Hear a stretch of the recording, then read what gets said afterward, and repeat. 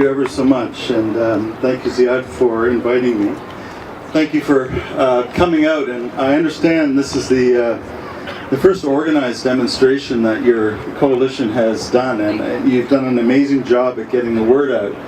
I hope the media will begin to notice, and it's very important that the Canadian government notices. The Office for Religious Freedom, which has an ambassador appointed by the government, has already spoken out about the violence beginning. I know it's continued. It's been going on for at least 2 years with respect to the Muslim community in Sri Lanka, but the signs that it's escalating are very worrying. And he did speak out. The government's ambassador for religious freedom did speak out a couple of weeks ago.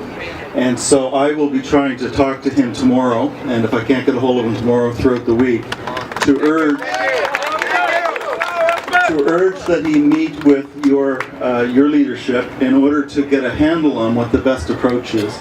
As you know, in Sri Lanka, criticism, condemnation, pressure from the outside is part of what is needed, but it's also not necessarily always effective, given how strong the government, the Rajapaksa regime is.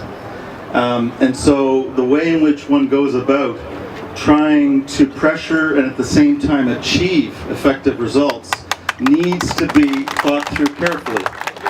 And I think that's why having the ambassador for religious freedom speak with your leadership and figure that out together is something I really want to advocate. My colleague Radhika Sithapayasan will be here shortly, the MP for Scarborough Rouge River, and she may want to say a few things that overlap with what I'm about to say.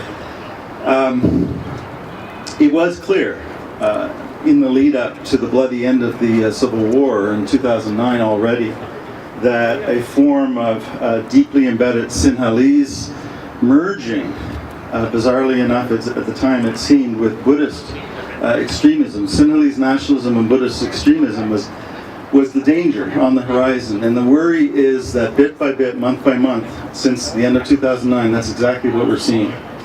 It's not simply, importantly, with 10% of the population, the impact on the Muslim community is definitely to be feared, but it's also the smaller Christian community and Hindu communities as well, especially in the north, where all kinds of replacement of Hindu temples and whatnot have begun to occur in the last 4 years.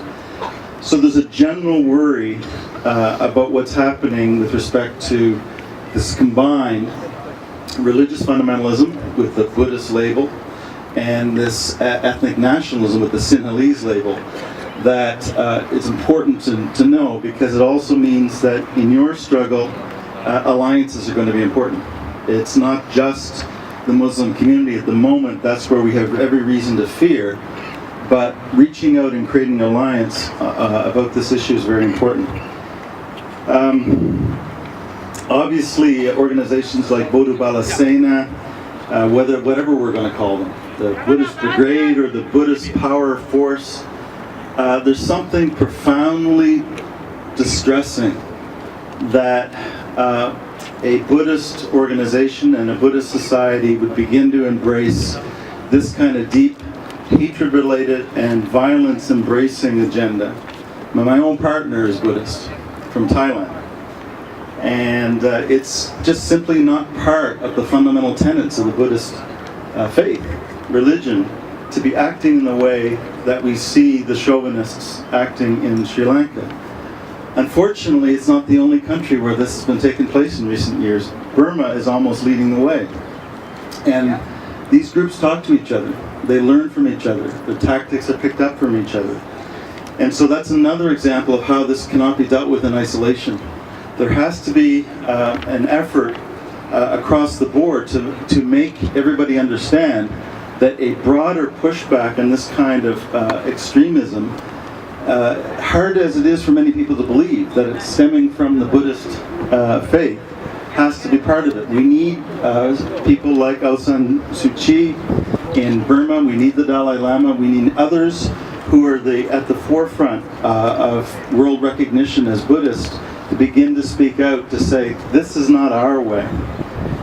And unfortunately, the more religion becomes extremist, the more it does intersect with kinds of nationalist or other, inside-outside thinking.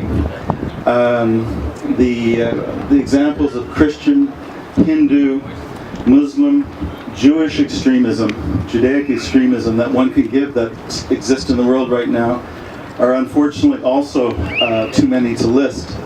So at some level, the pushback has to be against the phenomenon that this is part of, as well as recognizing the very specific nature of the threat right now to the Muslim community.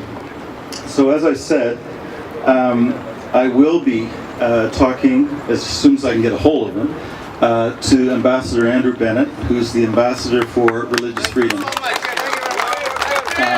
with Radhika Sitwayasan and our colleagues who have the specific critic responsibility in the NDP, the official opposition, the Foreign Affairs critic and the International Human Rights critic, to see exactly what his plans are and what kinds of suggestions he would make reciprocally for you to continue with your activism.